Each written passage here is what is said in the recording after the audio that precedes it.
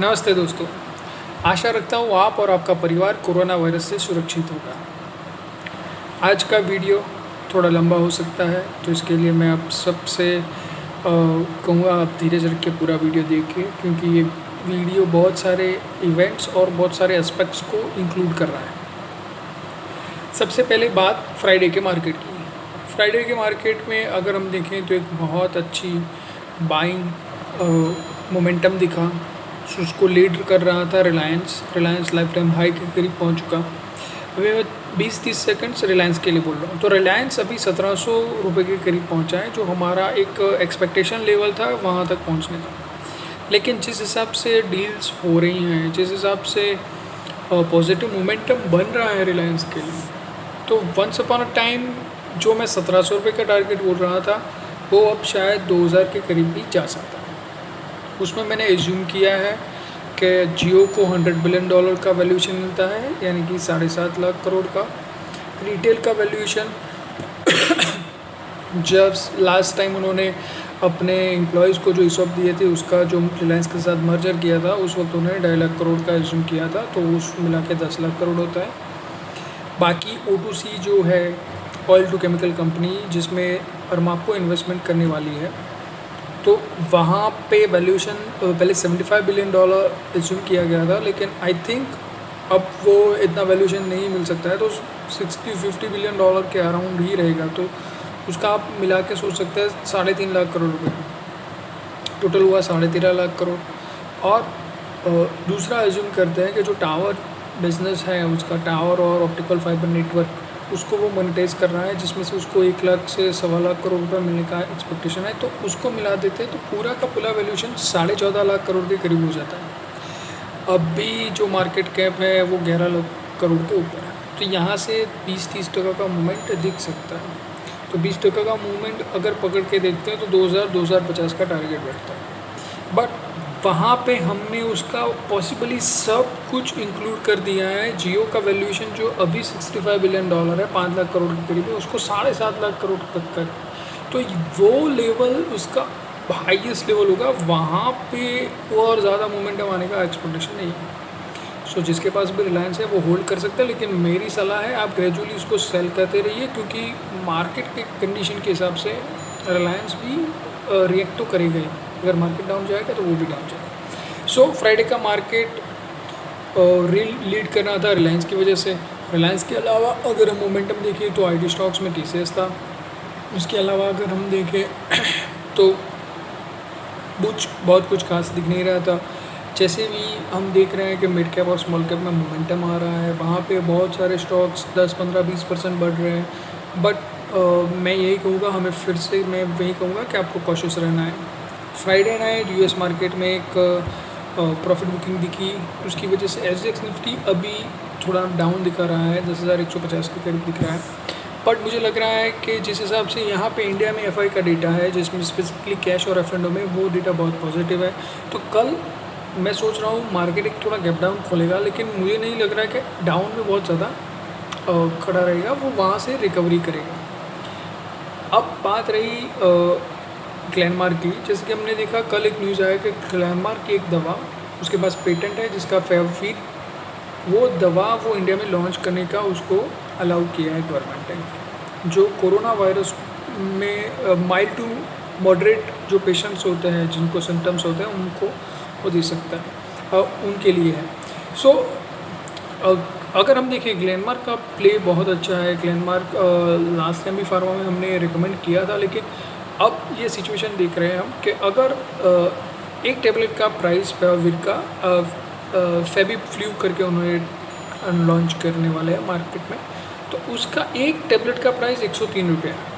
हम safely assume करते हैं कि पूरे ये टाइम में उसको 10 करोड़ टेबलेट बिकेगी, तो तकरीबन 1030 करोड़ का उसको रेवेन्यू होगा। उसमें से प्रॉफिट हम अज्यूम करते हैं कि 400 करोड़ जैसा प्रॉफिट होगा, नेट प्रॉफिट हम देख के चलते हैं। तो अगर 400 करोड़ रुपया ग्लेनमार्क का आने वाले 1 साल के अंदर उसके बैलेंस शीट में ऐड होता है, तो क्या होता है?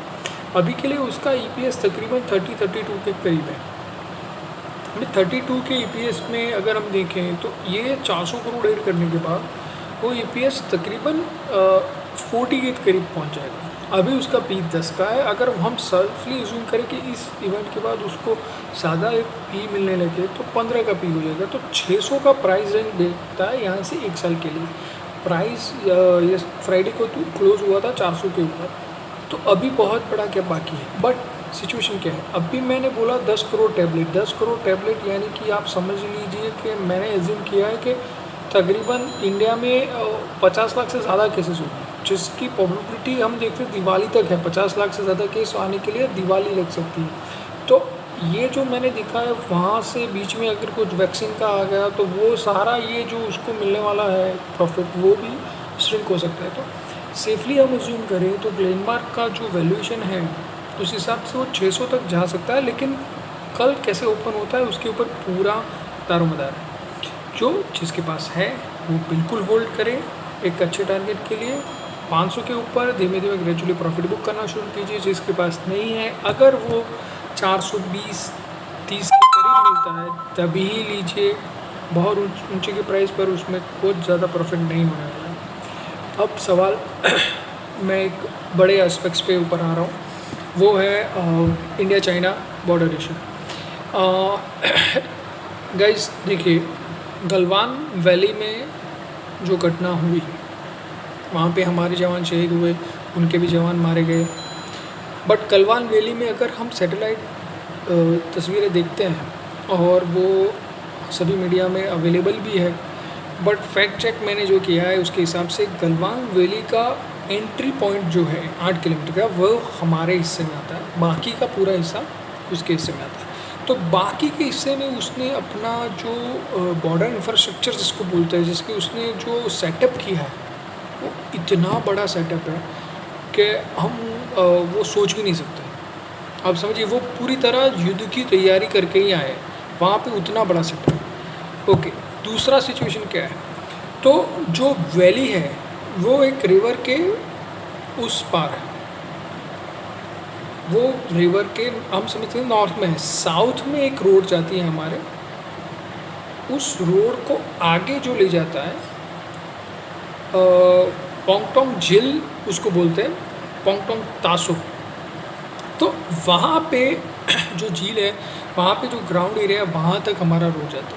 तो आप समझिए कि वहाँ पे अगर आपने देखा होगा तो फिंगर 4 फिंगर 8 जैसा बता रहा है कि यानी कि जो पहाड़ियाँ होती हैं वो इस तरह से उनकी ढलान होती है, उसको वो फिंगर बोलते हैं। तो ऐसी 8 फिंगर्स है वहाँ पे झील के मैदान के करीब।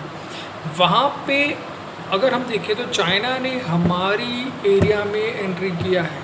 फिंगर 8 से फिंगर 4 तक अब भी उसके कब्ज़े में है, और हमारा ये कहना है कि चाइना को वो पुरानी सिचुएशन में जाना पड़ेगा, फिंगर 8 से आगे जाना पड़ेगा। बट जिस हिसाब से सिचुएशन है चाइना झुक नहीं रहा है और हमें भी नहीं झुकना है। जिस हिसाब से मोदी साहब का वर्किंग स्टाइल है, जिस हिसाब से वो काम करते हैं और जिस हिसाब से पॉलिटिकल प्रेशर क्रिएट हुआ है अभी, वो हिसाब से इंडिया झुकेगा नहीं और हम झुकने भी नहीं देंगे। ये इंडिया के लिए सबसे अच्छी बात है। बट मार्केट के लिए वो बात गलत भी हो सकती है। क्यों? क्योंकि वो मैं बहुत पहले से एक्सपेक्टेशन कर रहा था कि इस बार भारत और चाइना का बैटल होगा। आपको ये दो शब्द अलग अलग समझना होगा। वॉर और बैटल अलग शब्द है। बैटल होता है एक स्पेसिफिक एरिया में दो देश लड़ते हैं और वॉर होता है पूरी बॉर्डर, अक्रॉस द बॉर्डर लड़ते हैं। तो ये एक बैटल होगा, बैटल फॉर लद्दाख, जिसकी प्रोबेबिलिटी अभी मेरे हिसाब से तो 80% से भी ज़्यादा है। क्यों? क्योंकि चाइना हट नहीं रहा। इस जो ये पूरे सिनेरियो का सॉल्यूशन एक बात पर है, चाइना झुके अपने बेस की तरफ जाए। हमारा एरिया में जो उसने जो इंट्रूशन किया है वो उसको छोड़ना पड़ेगा, और ये इस बात पर भारत मक्कम है और मक्कम ही रहना चाहिए ये देश हित के लिए। तो चाइना मानेगा नहीं तो बैटल तो होगा ही होगा। बट अभी इंडिया का स्ट्रेटजी क्या है वो मुझे दिख रहा है। अभी इंडिया क्योंकि चाइना का बॉर्डर इंफ्रास्ट्रक्चर हमसे बहुत अच्छा है, तो इसकी वजह से इंडिया क्या कर रहा है, डिप्लोमेटिक और मिलिट्री लेवल पर बातचीत कर रहा है, जिसकी वजह से हमें टाइम मिले, हमारा इंफ्रास्ट्रक्चर ज़्यादा हो। अगर बैटल आज होती है तो सबसे ज़्यादा कैजुअलिटी हमारी होगी, उनकी नहीं, क्योंकि वो फेवरेबल पॉइंट ऊपर है। जो फिंगर 4 ये फिंगर 4 है, ये फिंगर 8 है। उन्होंने इस फिंगर के ऊपर अफिल एरिया में भी अपना इंफ्रास्ट्रक्चर डेवलप कर दिया है। यानी कि अगर नीचे हमारे सैनिक है तो वो कारगिल की जैसे उनको शूट करके उनको कैजुअलिटी बढ़ा सकते हैं। तो इंडिया का स्ट्रेटजी साफ है, अभी टाइम लेना है, टाइम लेके अपना इंफ्रास्ट्रक्चर डेवलप करना है और बाद में अगर बैटल होगा तो देखा जाएगा। बैटल होने के चांसेस ज़्यादा है, इसलिए मैं ये कहना चाहता हूँ कि हमें कॉशियस रहना है, कैश लेवल मेंटेन करना। जो पोर्टफोलियो मैं हैंडल करता हूँ वहाँ पे अभी हम 18% कैश पर है, मेरा एक्सपेक्टेशन है। और जिस हिसाब से हमने कॉल लिए हैं उस हिसाब से आने वाले इस हफ्ते में हम बहुत कॉल्स में एग्ज़िट हो गए और वहाँ से हम कैश लेवल 45% तक ले जाना चाहते हैं। तो इस हफ्ते में जो भी अप मूवमेंट आता है उसका इस्तेमाल कीजिए, उसमें प्रॉफिट बुक कीजिए। मैं ये नहीं कह रहा हूँ कंप्लीट एग्ज़िट लीजिए, कुछ स्टॉक जो बहुत अच्छे हैं, फंडामेंटली अच्छे हैं, उन सभी में आप ग्रेजुअली एग्ज़िट कीजिए। जितना प्रॉफिट मिल रहा है 20-25% प्रॉफिट मिल रहा है तो थोड़ा तो एग्ज़िट होना ही पड़ेगा भाई, वरना कुछ आप समझ लीजिए हाथ मसल के रह जाओगे मार्केट अगर नीचे आ जाएगा तो ये मेरा एडवाइस है। पहले भी कहता रहा हूँ, आज भी कहता रहा हूँ, मुझे utilities, IT companies, pharma companies पसंद है, पर फार्मा में मैं चाहता हूँ कि आप म्यूचुअल फंड के थ्रू ही जाएँ, क्योंकि फार्मा में बहुत कॉम्प्लिकेशंस होता है स्टॉक सिलेक्शन में। और आईटी में टीसीएस, इन्फोसिस ज़्यादा पसंद है टीसीएस से भी, बट आप टीसीएस भी ले सकते हैं।